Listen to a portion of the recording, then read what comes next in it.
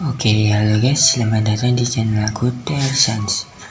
Pada video kali ini, aku akan menceritakan sebuah anime yang berjudul Plastic Memories, yang menceritakan tentang kehidupan di masa depan, di mana perusahaan SIA membuat android yang sangat mirip seperti manusia, atau bisa disebut Giftia.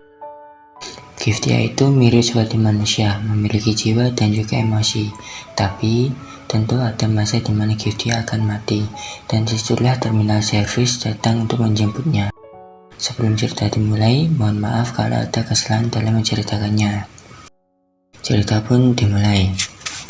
Di suatu hari, sang tokoh utama bernama Tsukasa yang sedang berlari menuju lift. Dan di dalam lift itu, Tsukasa melihat wanita yang sedang sedih. Tsukasa pun jatuh cinta pada wanita itu, walaupun dia tidak kenal dengan wanita tersebut. Keesokan harinya, Tsukasa pun melamar pekerjaan di perusahaan SIA. Setelah memperkenalkan diri, Tsukasa pun diterima menjadi seorang terminal service di perusahaan tersebut. Dan ketua perusahaan tersebut memperkenalkan diri. Nama beliau yaitu Yamanobe. Beliau pun memperkenalkan sekretarisnya yang bernama Kazuki. Beliau pun juga memperkenalkan karyawannya, diantaranya Constance, Charlie, dan Jack.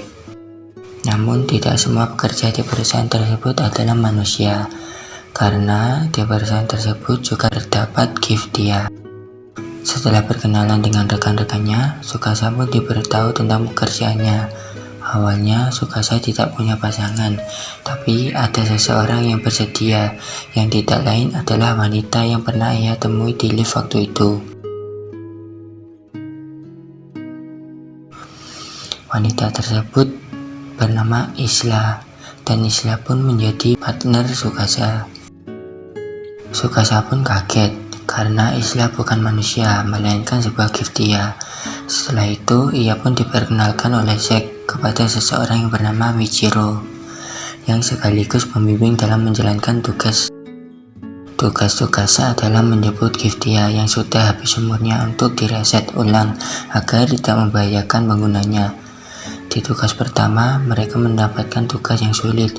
Si pemilik Giftia tidak rela Giftianya dijemput, tapi Tsukasa dan Isla tetap berusaha meyakinkan, dan pada akhirnya sang pemilik mau melepas Giftia tersebut.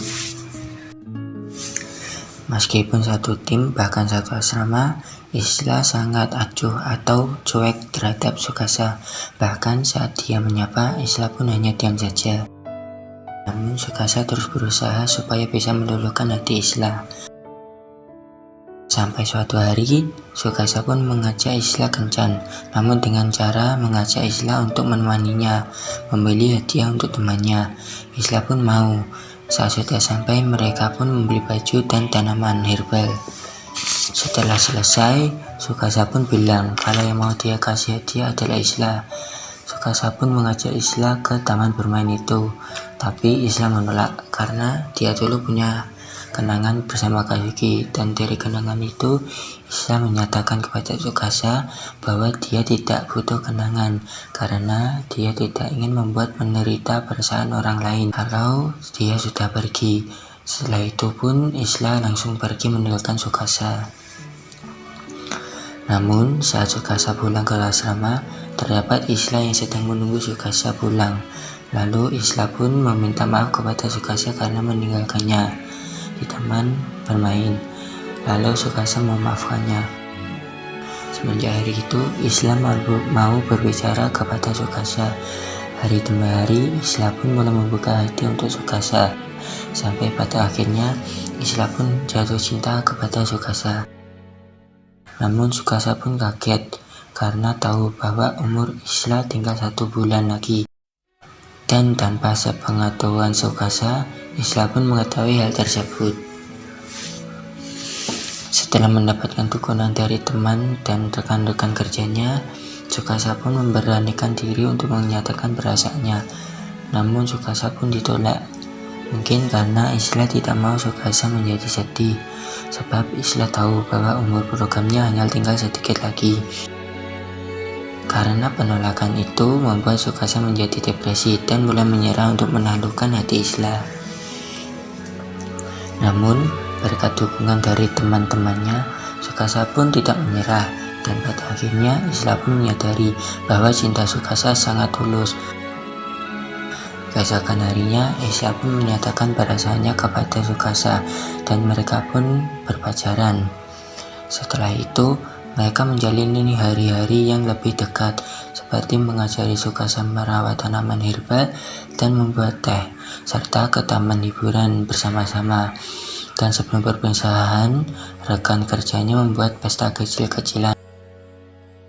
Saat esok harinya, Isla pun mengajak Sukasa ke taman hiburan, dan mereka pun sangat bahagia di taman hiburan itu. Saat taman hiburan mau tutup, Isla bilang bahwa dia ingin mengakhiri programnya di Biang Lala. Saat di Biang Lala, Sukasa pun berkata, "Aku harap suatu hari nanti kau akan dipertemukan dengan orang yang kau sayangi." Setelah itu, Sukasa pun meresret program Isla, dan akhirnya Isla berakhir di pelukan Sukasa. Keesokan harinya, Sukasa pergi ke bekerja dan menjalani hari-harinya seperti biasa. Walaupun tidak ada Isla lagi, saat sudah sampai di kantor, dia pun diperkenalkan dengan rekan kerjanya yang baru, dan mereka pun bersalaman. Cerita pun selesai. Terima kasih sudah menonton, dan sampai jumpa di next video. See you and